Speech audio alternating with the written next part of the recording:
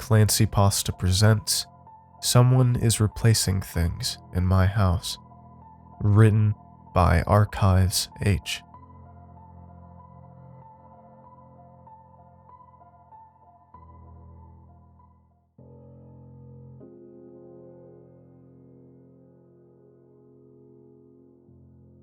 I don't know if I'm going insane, but something is going on.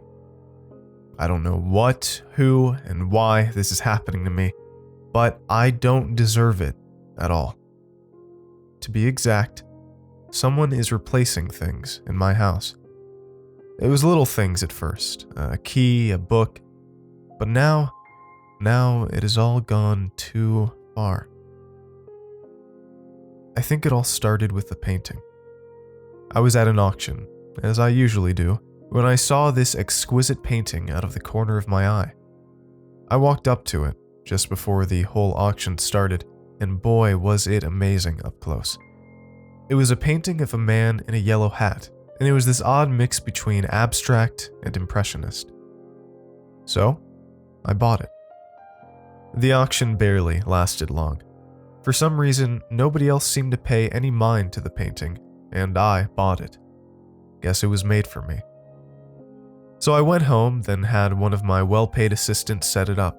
I exchanged a dreary old photo of me and my husband to this new painting of the man in the yellow hat. It was more inspiring, and the sheer sight of it made my day better.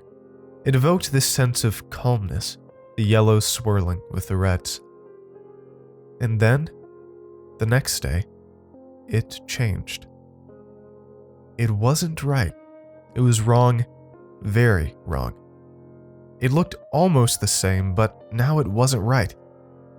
The pale man in the yellow hat had a cane, an old brown stick which was propped against the ground. Now, there was no cane. It was barely noticeable, but it was there.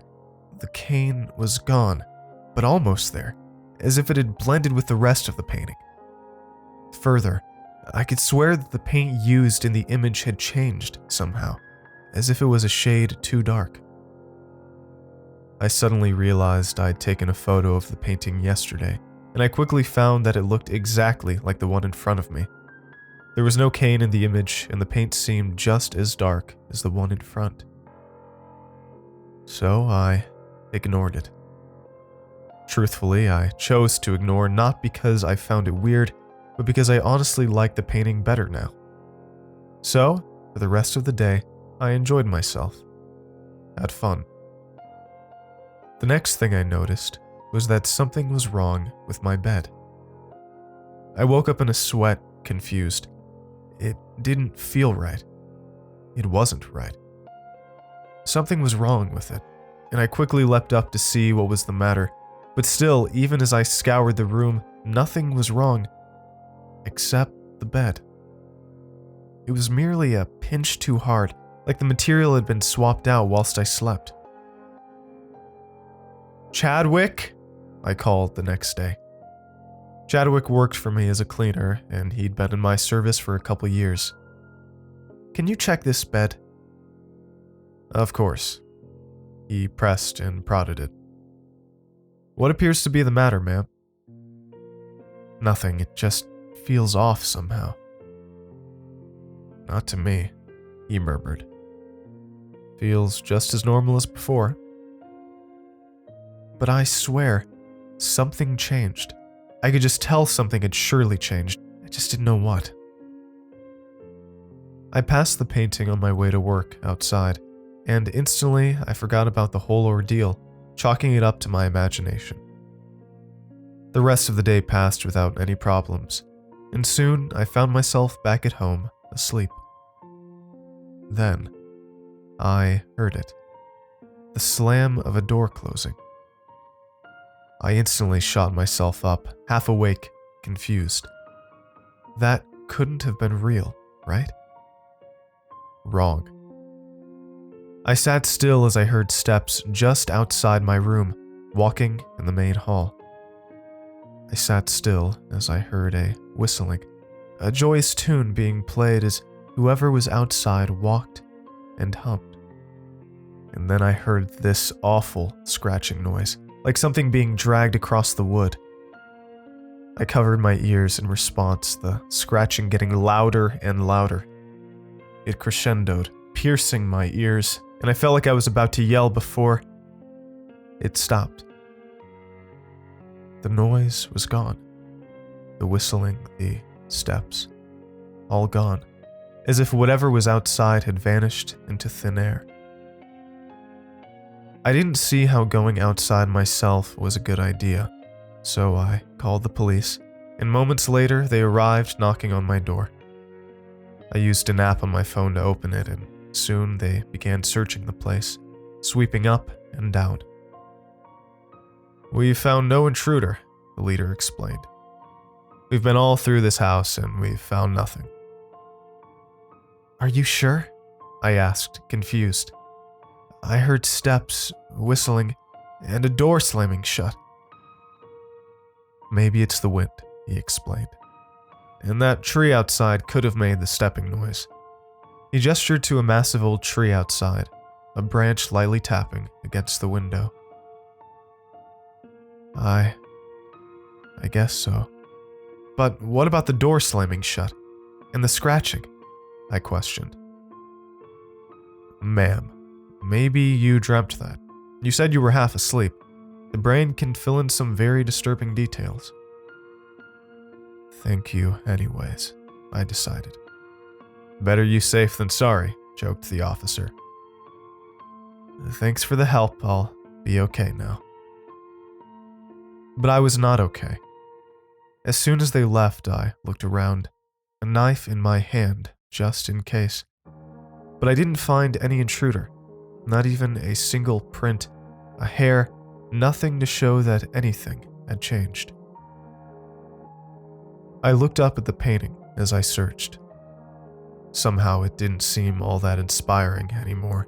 The man in the yellow hat always had this calming smile, but now, well, it was more of a menacing sneer. And then, just as I was about to return myself to sleep, I saw it. A coffee table. It wasn't my coffee table that was there. No, it couldn't have been. My coffee table was wooden, brown, original. And this thing that was there wasn't. It was cold, black, and fake. Somehow, whoever was in my house had replaced it. I was sure of it this time. Yet, as I checked my phone for proof, looking for an image of me and my husband taking a selfie in my house, the photograph showed a black plastic coffee table, not at all what I was sure it was supposed to be. It had been replaced, just like my bed, and the painting. Someone had been in my house, slammed the door, walked over to it, and somehow replaced it with this thing. I looked back at the changed painting. It still sneered at me. I didn't like it anymore, and I draped a white cloth over it, hiding the horrid thing from view. No, it wasn't good. The next time one of my assistants was over, I'd have them replace it with a photograph of me and my husband again. I woke up the next day refreshed. I made myself a juice, then some pancakes, and then, in relative joy. Actually, I was having a pretty good time until I saw it. The painting. The white sheet I'd draped around it was gone, fallen to the floor. But no, it wasn't just fallen. It had fallen so perfectly that it was as if someone had purposefully taken it down, then made it into a neat circle under the painting. Someone who, perhaps, had been in my house. For the next few days, whatever was causing this did me no harm. It all stopped. Everything, save for the painting, bed, and table, were normal, and I didn't sense that anything had changed. For a week or so, the painting finally inspired me yet again, and I was able to do my job as a writer. That week must have been the most productive week of my life, because by the end of it, I'd finished my research paper. And then, merely a week since it stopped, it started again. I woke up at first thinking nothing was wrong. No, everything was fine until I'd gotten to work, snapped open my laptop, and opened my research paper. It was wrong. The words, ever slightly, had been changed. It was as if someone had completely plagiarized my work, just changing simple sentences, phrases, and words here and there, making it sound just almost like my work. "Hey, Constance," my lab assistant, a person named Quint Magnus, called. "I just read your new draft. The new paper looks awesome." "The new draft?" I asked, confused. "Yeah, you sent me that file on your laptop last night," they explained. "I just read it. Looks awesome. I think it's your best paper yet." "I wrote this?" I murmured, confused. "Amazing, isn't it?" I am certain I did not write that paper. Someone or something had deliberately changed things. I don't know how or why, but someone is doing this to me. What makes it worse is that the paper was a success. The university I worked at loved me. In fact, I got several awards for it the same day. The next thing I noticed was when I finally got home, a sheer 2 days later. The university had me traveling to a nearby town to present my paper, and by then, I had no idea what had happened. The first thing I noticed was my wedding ring. In my haste, I'd accidentally slipped it off and put it on top of the coffee table before I departed for the nearby town. It had been replaced. It was almost where I left it, only by a few degrees off. Something else was wrong too. The diamond. It was different. My husband had bought the cheapest diamonds he could find. We weren't as rich as we are now, and he'd scrambled just enough money to buy it. But now the ring was glamorous, a shining paragon of art. It was wrong. It felt plastic, unoriginal. It was without love. And then I saw something else that had changed. It was an old suit of my husband's I'd always kept hanging as a decoration, but it wasn't how I'd remembered. There was an extra gold button now, and it seemed longer than usual. This wasn't right at all. I phoned my friend Cassie, and she came over soon enough, but just like I secretly expected, she thought nothing of it, claimed it was just as she remembered. As she inevitably left, I looked on back at the painting, smiling back at me in an evil sneer. I would have had one of my assistants change it back, but apparently, the company which lended me assistance had abruptly gone bankrupt right before I left to present my paper. So I did the next best thing to do. I called my husband. He was away on a business trip, but he'd be coming back tomorrow afternoon. I told him everything about the intruder, the noises, things being replaced, yet nobody noticing. He didn't seem to believe me, though he sure tried to act like he did. I even showed him the ring, but he just reminisced on the past, telling me a tale of buying the ring that was not at all how I'd remembered it. There was nothing I could do now but sleep and wait for my husband to come home. I heard it almost immediately. A slam of my door, quick footsteps, then silence. I knew the police wouldn't come back, no, and even if I did, I don't think they would have believed me. I went outside my room to catch the intruder, but instead, nothing. Nothing had been changed. I heard something to the left of me, and I turned just in time to see my open door slam, yet I saw nobody running out. I checked the cameras monitoring the door, but nothing. It hadn't moved an inch. An hour later came the doorbell. I looked at my phone when it buzzed. A text from my husband. "I'm home." The front door began to open, the door turning as I finally rejoiced that he was home, back from the trip. Finally, I could tell him in perfect detail of the events of the past few days. I could have him remove the painting, replace it with the one with us on the wall, and then everything would be all right.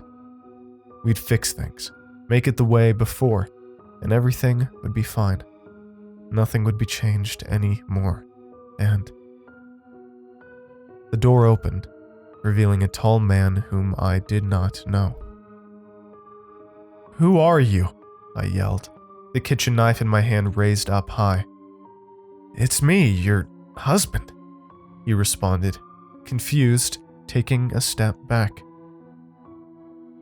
No, you don't even..." I realized just then what had happened, and quickly, I rushed over to my room searching for the original photo. I looked through boxes and boxes, files and files, and finally found the original photo that I had taken down. And to my utmost fear, it had changed.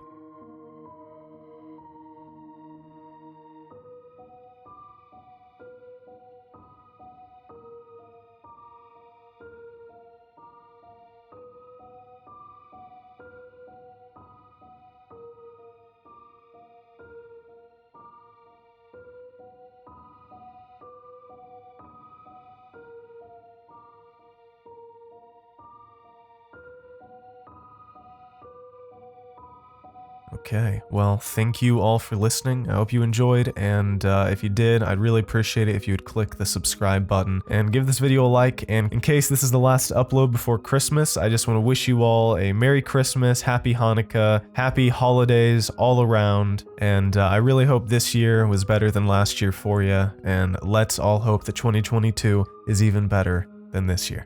If you'd like to support the channel, you can always go to my Teespring store in the description below. There's tons of merch there. I think there are probably designs that you'll like, so if you have any need for a shirt, a hoodie, even I think we have tapestries there, you can go check it out, and who knows, you might find something that you like.